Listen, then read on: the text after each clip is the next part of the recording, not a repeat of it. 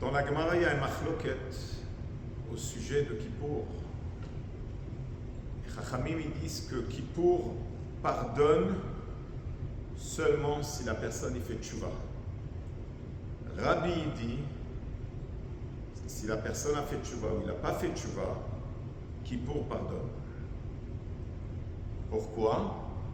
Parce que Itsumo shel yom mechaper.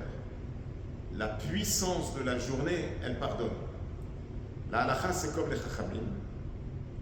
Le rabbi explique que ça ne veut pas dire que les chachamim ne sont pas d'accord que la journée, elle est puissante et que la journée, elle pardonne. Mais c'est juste que les chachamim, ils disent que ça prend la tchouva avec, en d'autres mots, la tchouva seule n'est pas capable de pardonner aussi fort comme la puissance de la journée.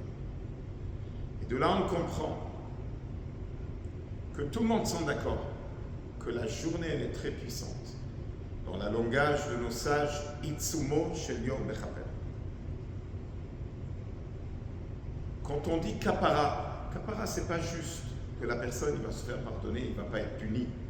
Kapara veut dire que la personne il est capable d'enlever la tâche qui a été faite par le péché.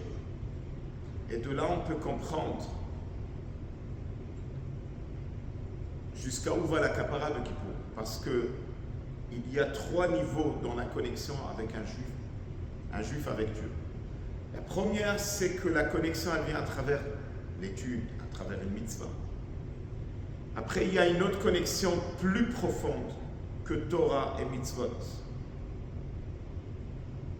Mais quand même, elle a une certaine limite.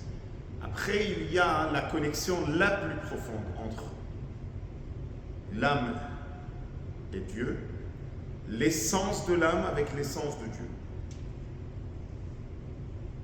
Aucune limite, elle se trouve dans chaque juif, dans la nature, mitzat sa neshama. Et c'est pour cela que personne, même quand il y a des tâches, parce que le juif il va aller chercher cette connexion la plus profonde, ça enlève toutes les tâches. Et là, on va comprendre quelque chose d'extraordinaire. Quand on fait dans la prière de Kippour, il y a le travail, le Kohen Gadol qui rentre dans le Kodesh HaKodashim, c'est marqué que personne n'avait le droit à être présent. C'est marqué dans Talmud Yerushalmi, même celui qui a l'image, même ceux qui sont des anges, n'ont pas accès.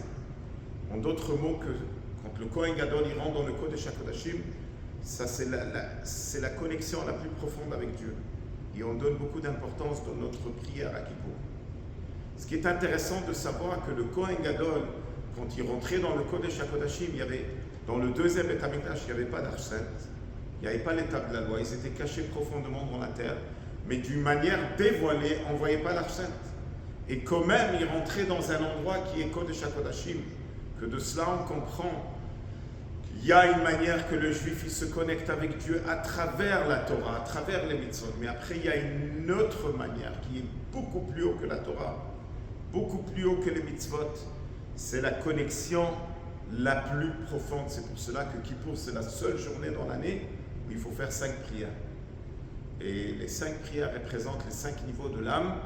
Et quand on arrive à la plus grande kapara, la kapara essentielle se fait quand on arrive vers la fin de la journée où il y a la prière de Neila.